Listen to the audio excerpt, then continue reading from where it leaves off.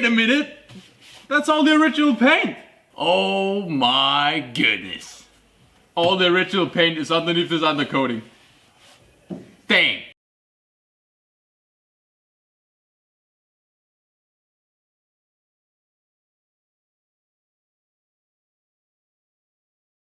So in today's video we got a few things that I want to put in the engine bay, which is basically just gonna be starting to put things back on this car, because mostly we've been tearing this thing apart, getting the drivetrain out of it, the old suspension stuff out of it, transmission. So now we got the new coil conversion kit in it, as you guys saw in the first episode. We're gonna get engine mounts put on the engine block today. We're gonna get the voltage regulator in. We're gonna put in some of the wiring harness stuff. We're gonna put in starter relay. We're also gonna figure out a place where we're gonna mount the electronic ignition.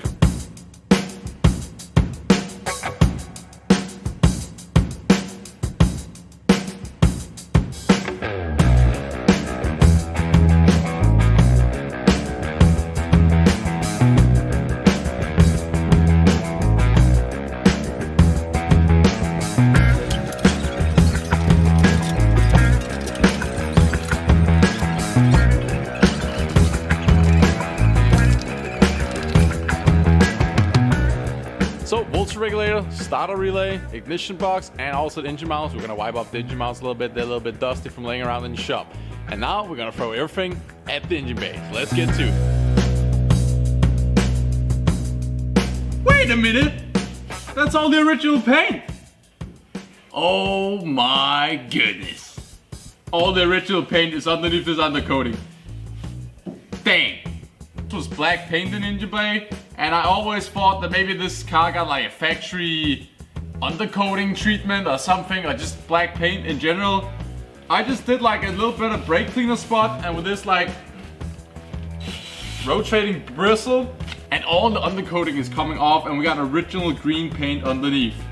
This is gonna be a hell of a job to clean up all this, but I'm honestly down for it, because I always kinda hated a little bit that the engine bay was black, but then again I was kinda like, okay, it's the story of the car, it's the history of how the car used to be and whatnot. But seeing this, guys, I think we're gonna clean up all the engine bay.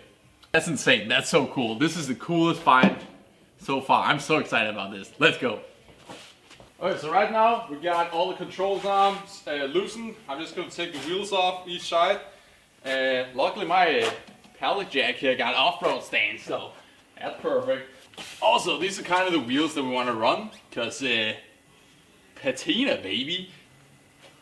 There we go.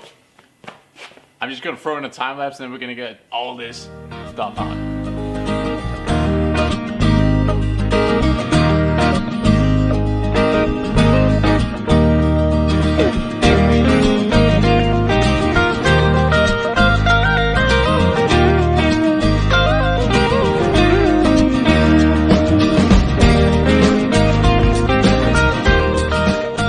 Also, another reason why we're taking the whole color of suspension out is right here. As you can see, the thing is already dirty, it's filthy, it's got dust and everything all over it. And I'm gonna do this thing that's gonna save it a lot in the future from corrosion and stuff like that. We are gonna clear coat it. Everything you see that's like raw aluminum, sway bar mounts that are still in steel or whatnot, hardware, coilover tops, stuff like that, sway bar end links. I'm gonna clear coat them. We're gonna throw some 2K clear on it, so we're gonna clean everything off with brake cleaner and make sure everything's like proper clean.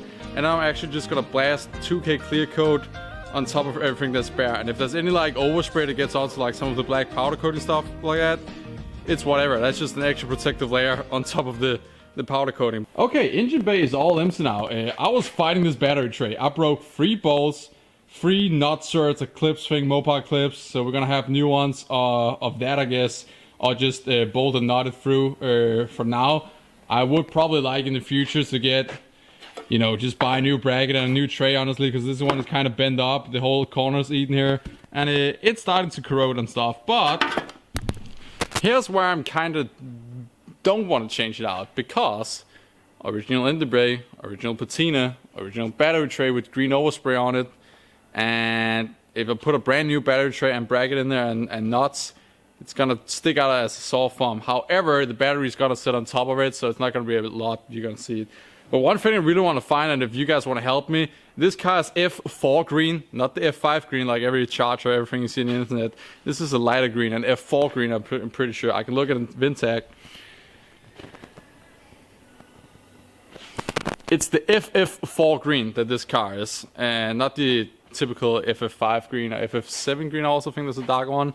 So it's not really the typical mobile color. But if you guys want to help me find this as a spray can anywhere, on Amazon, eBay, Classic Car Industries, anything like that. If I could just like screw up one can of this paint, that would be so cool, because there's so many things that I could like blend into the original patina, like a new battery tray, brackets, bolts that were originally painted with the car. So here's the plan. On all like the black stuff, I'm gonna actually just use plain regular gasoline from the gas station. Is it the best for the paint underneath? Not really, but we're just gonna get the dirty stuff off, oil and also this undercoating. Hi everybody and welcome to this video. Today I got forced to get out of the house even though I'm sick. Even though I just wanted to stay at home watching reality shows on Netflix, but no, now I'm here in this suit. Bye. Why you like this? Okay, so we are on day 2 now. It's double as cold outside. It's like 5 degrees. So that's great. And I'm getting like the last bit of the firewall done now. And we still got to do the whole engine bay again, because the thing is, this undercoating stuff, it dissolves with gasoline, but as soon as it like dries again, it dries up really good again. And of course I used the electrical bristle, as you guys saw, so it kind of sprayed everywhere, which is really not a good thing. But this side is pretty much done, and it looks freaking amazing. Factory FF4 green, mopar green or whatever. That's freaking sick. But yeah, I'm kind of have to do like the whole engine bay again, because I used the first method. So now I'm just using like hand power to scrub in there, and then I will remove all of this stuff, all this smeared stuff, with like a towel or whatever, or rag, and some gasoline, and then it turns out nice. I mean, look at this. Look at how nice this is. This was all black before, like everything was like this on this stuff over here, everywhere. So it's really cool, it's really nice, and it's gonna look like factory again, so that's pretty sweet. But ain't nothing to it but to do it. Yeah. She's so snowsuit. Yeah.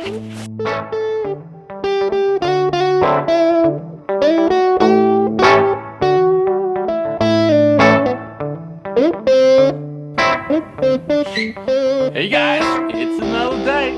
So we're back in the Challenger, and today the engine bay is all cleaned up. So now the fun finally begins. Yes, we went like 4 steps back yesterday and took the whole frame out and started disassembling the whole engine bay once again and cleaning everything up. But man, you guys gotta take a look at this.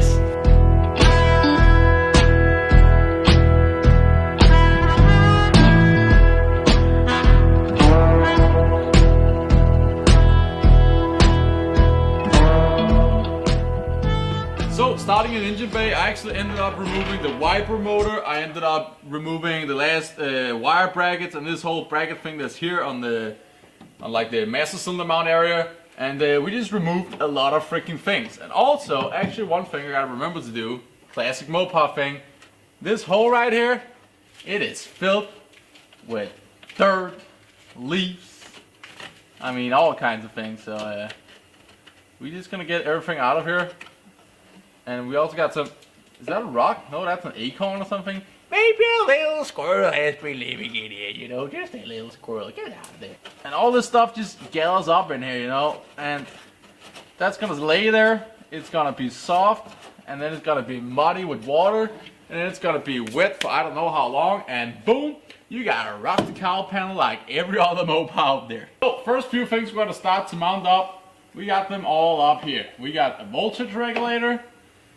I'm gonna find some new bolts for the voltage regulator because it's just gonna look nice, and I actually think I have 2 new bolts for these 2 holes from the Roadrunner where I got new hardware. And then also we got starter relay, easy mount. We're gonna put it down here, and the positive thing about putting all the hardware back on and then cleaning everything down with like fuel and degreaser and all kinds of stuff is all the bolts, well, they are just as nice as all the new hardware and stuff going on this thing, so that's really sweet. So we're gonna put some anti-grease in. Anti-grease? Det hedder det ikke.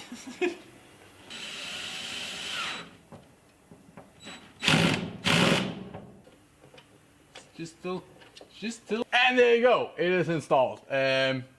Ended up using like body screw nuts on the back, if you know what that is. Nuts made out of sheet metal. Yeah, sure. Okay, so this firewall support, bracket, plate, whatever, mopar thing. They're flimsy, so you gotta put a brake support in for the master cylinder. Anyway, we're gonna grind this thing down. Just a quick scuff with like a wire wheel, and then we're just gonna shoot it glossy black, I guess. I mean, it's gonna be covered up anyway by all this new cool Wilwood stuff that we got, that you guys saw in our last video where I unboxed all our new things that we are putting on this thing today. If you guys haven't seen that video, check it out, the link up here on the description, or you can go see it on the channel.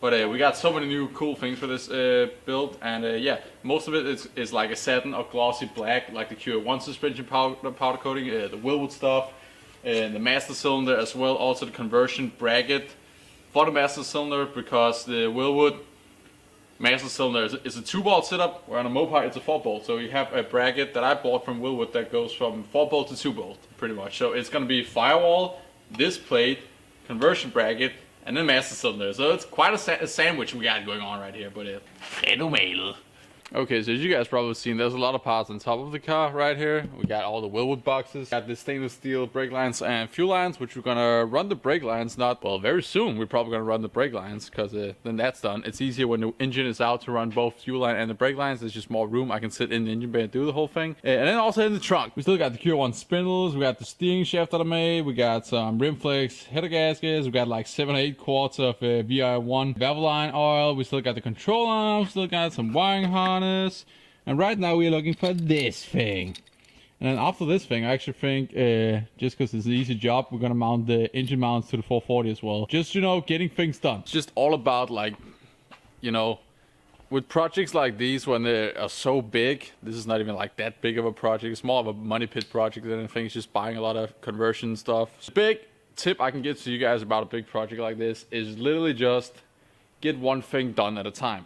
And even if it's maybe jumping around a little bit, it's just like put on a bracket here, put on a bolt here, and then get all that done. Of course, there's like bigger major projects you want to focus a little bit more on, like installing a drivetrain. You're not just only gonna put the engine mounts on and then the rest of the drive line is just hanging the engine mounts with no trans mount. Everything's like breaking itself, falling out. But you get the gist of what I mean. Like, put in a bracket here, put in the headlight, then that's done. Put in the brake master, you know, just fly around, get the easy small things done. Like, put in this little conversion bracket. It might not be a whole lot, but it's more motivating. You get to see new parts go on the vehicle. Now it's already ready to install a master cylinder. It's just like small steps, and it's so important to not like go dead in these projects and keep on being motivated. I'm just gonna be straight honest with you guys. The reason why this car is also taking approximately almost like 9 months now is definitely 40% of the whole motivation thing about like waiting on parts, buying parts, especially waiting and buying parts in Europe is twice, if not triple the amount of pain that it is in America, because we gotta wait longer, we gotta pay most of the time double up, if not more than double, for the prices. Example, just a little conversion bracket like this, and I can't get it done or do it myself or anything. I need this bracket. But with like shipping and everything, this thing is easily like $100, $150 for a piece of aluminum with 2 studs in it. You know what I mean? That's just the name of the game here, especially in Europe. That's why people are so dedicated over here to building these cars, because it's expensive, okay? It's easier and cheaper to be a drug addict, and I'm not even kidding.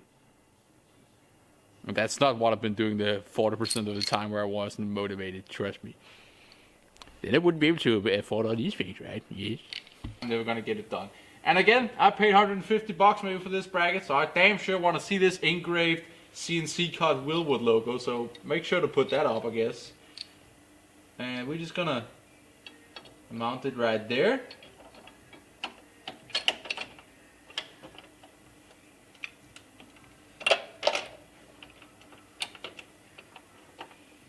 For some reason this bolt is being a little annoying. Come on, you little You little, oh, you can't swear on YouTube. You little, stupid little, I tell you what.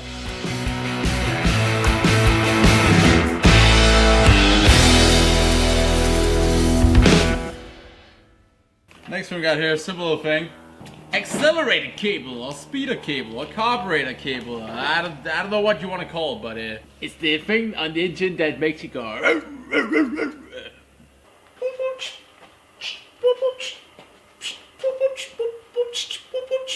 Hey guys, it's another day, and today it's -degrees outside.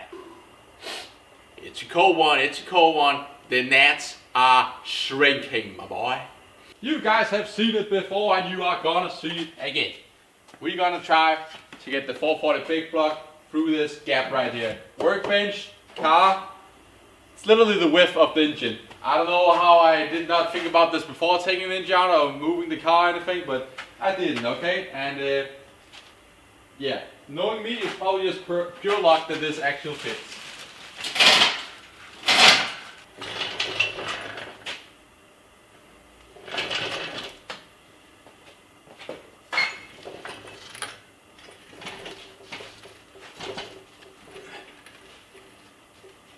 Don't hit the spark plug on the fender.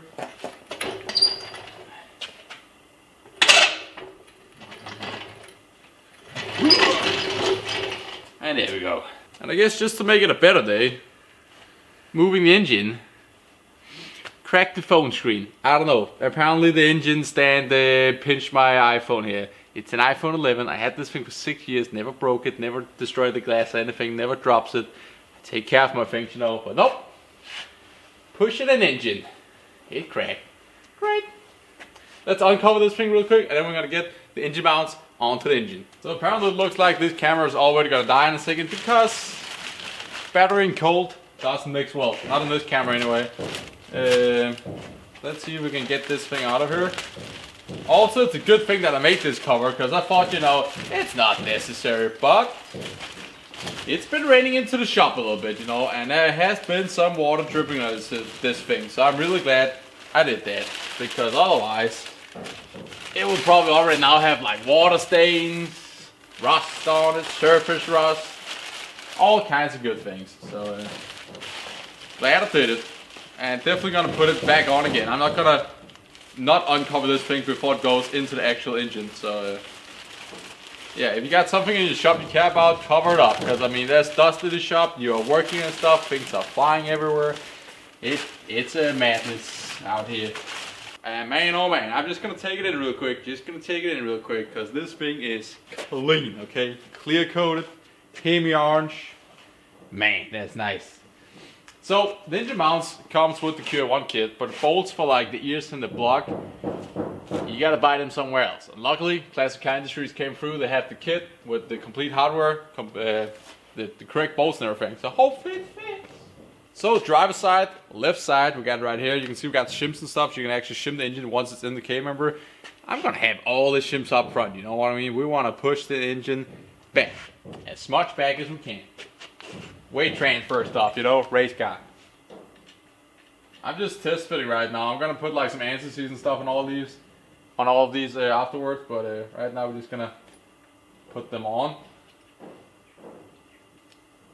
Washers are stuck together. What is going on here? Did they weld these together? What the hell is going on here? The washers are stuck. There you go. Okay. Clear coat on these bolts, because I assure you, bolts like these that come with like the black metallic coating or whatever, they always rust. Okay, they look nice once you get them, and you're like, oh, that's gotta hold up real good. They don't. That's my experience anyway. But maybe you guys have tried something else. So here's a weird thing. You got one bolt extra left. So you got one long bolt for the figure here in the block, right? Then you got two short ones. Then I got another long one that's like for a fig piece like that. But that's where you're getting fooled. Because on this side, we got a full perimeter bolt that goes all the way through. And then we got one short. Instead of 1, 2, 3 bolts, we got one long and one short. So I'm left with one medium length. I don't know, but my guess is on some blocks, just like the Q1 mount has the extra ear down here, maybe on some blocks you actually have 4 of these casting gears. I can't remember. Maybe on a small block, can't remember. But yeah, we got an extra bolt, I guess, and maybe we want to change out the long bolt for a short one or something, because I don't really like the idea about like putting stretch from this ear to this ear, so like these 2 ears snap like this. Maybe that's just me, I don't know. It's not like these are getting like torqued down insanely, and this is real thick casting, so probably fine. But I don't know, we're maybe gonna do something else and put this one in and another 9/16 bolts also over here.